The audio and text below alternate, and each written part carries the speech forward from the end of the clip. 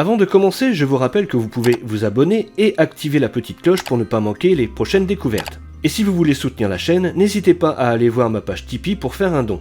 Merci à tous. Maintenant, votre vidéo.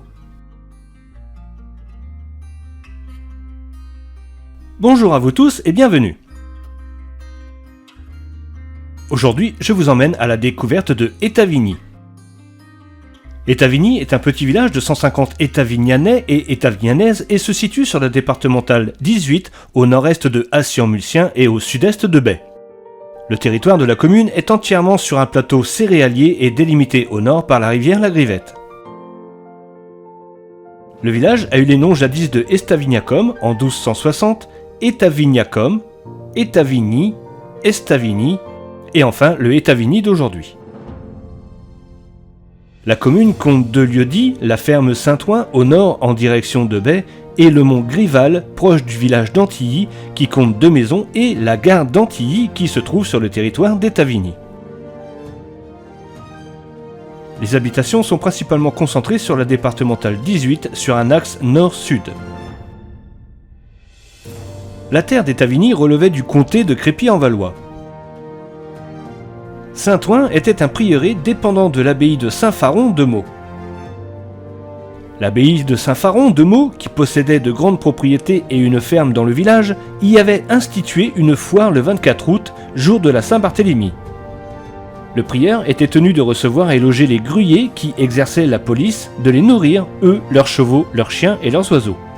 Les gruyers étaient des officiers publics avec une juridiction chargée à partir du XVIIe siècle de s'occuper des forêts domaniales pour le compte d'un seigneur au justicier.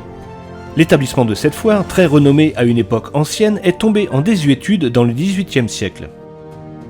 En décembre 1922, un appareil SPAD piloté par un élève pilote s'est écrasé entre Etavigny et Bay. Le pilote fut enlevé des débris de son appareil avec les jambes brisées et dans un état très grave. L'accident serait dû au brouillard qui régnait ce jour-là. En février 1944, 4 individus armés ont pris d'assaut le bureau de tabac tenu par M. Dumont. Ils s'emparèrent, revolver au poing, de 70 paquets de tabac, de plusieurs paquets de cigarettes, d'une somme de 400 francs et d'une bicyclette. On les vit disparaître avec leur butin dans la direction d'Acy-en-Mulciens. Lors de la Première Guerre mondiale, en 1915, Etavigny est au centre des combats de la bataille de la Marne, le village et l'église sont détruits. Justement, allons découvrir l'église d'Etavigny. L'église Saint-Jean a subi d'énormes dommages en 1915, comme on peut le voir sur ces photos qui viennent du site Gallica. Située en un point particulièrement exposé du plateau du Mulcien, l'église Saint-Jean avait un chœur à chevet plat, éclairé par un triplet de fenêtres. Son haut clocher du XVIe comportait un étage supérieur fortifié avec chambre de guet comme à Thury-en-Valois. L'église Saint-Jean a donc été détruite, puis rebâtie dans les années 1920 par une construction soignée qui s'inspire librement de l'édifice précédent. L'église est composée d'une nef de 2 travées, d'un bas-côté nord, un transept et un chœur à chevet plat, dont les dimensions et les dispositions des 3 fenêtres sont strictement identiques. La nef ne comporte que 2 travées et un seul bas-côté au nord, sur lequel est assis le clocher, couronné d'une flèche octogonale en pierre complétée de 4 clochetons. On peut voir quelques différences entre l'église actuelle et celle détruite. La tourelle d'escalier a été déplacée du côté nord au devant de l'église et le portail a été refait avec des références stylistiques tellement précises que l'on pourrait le croire du XIIe. Pourtant, il n'apparaît pas sur les photos de l'ancienne église. À l'intérieur, on constate rapidement que l'église est une reconstruction récente, un peu comme à Gondreville. Les murs sont en parfait état, bien appareillés et très clairs. La nef de 2 travées est occupée par des bancs et le bas-côté nord, lui, sert plutôt à la circulation. Le transept est agrémenté de 2 croisillons qui forment chapelle avec chacune un autel. Ces 2 derniers, comme le maître-autel, ont été, comme le reste de l'église, reconstruits. Toutefois, il se pourrait que de l'ancienne église restent les 2 petites statues accrochées au mur du chœur. Malgré leur étonnante fraîcheur, le chemin de croix est apparemment assez ancien. Les vitraux du chœur seraient eux aussi des vestiges de l'ancienne église. Les fonds baptismaux sont à gauche en entrant sous le clocher.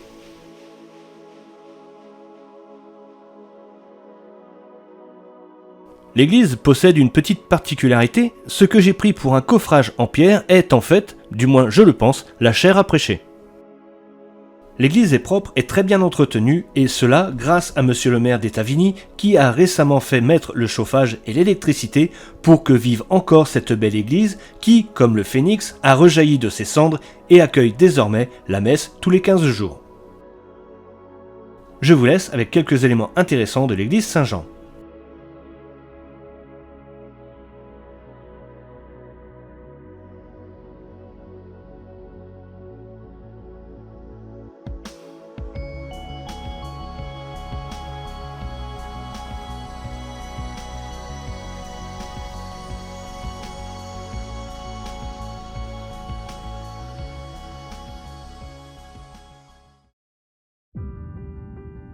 Retournons dans les rues du village.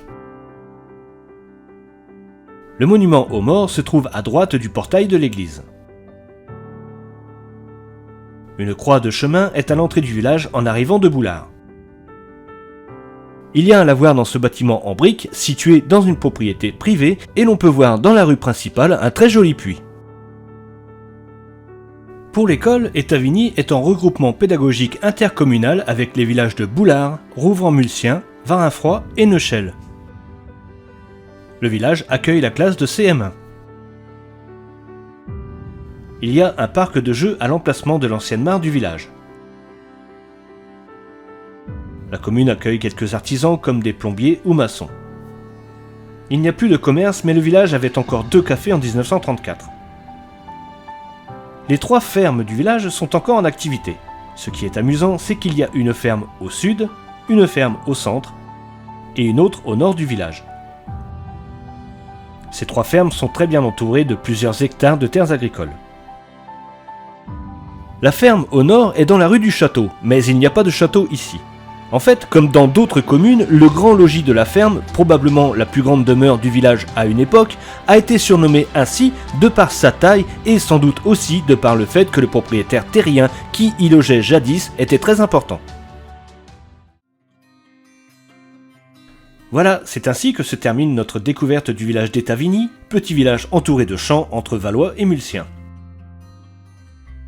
Je tiens à remercier monsieur Demory, maire du village, pour son accueil et sa coopération, ainsi que toutes les personnes qui m'ont aidé dans la réalisation de cette vidéo. Je vous donne rendez-vous pour une prochaine découverte d'un village de l'Oise, et en attendant, si cette vidéo vous a plu, n'hésitez pas à commenter et mettre un j'aime, et n'oubliez pas de vous abonner et d'activer la petite cloche pour ne pas manquer les prochaines découvertes. A bientôt. Au revoir Étavigny.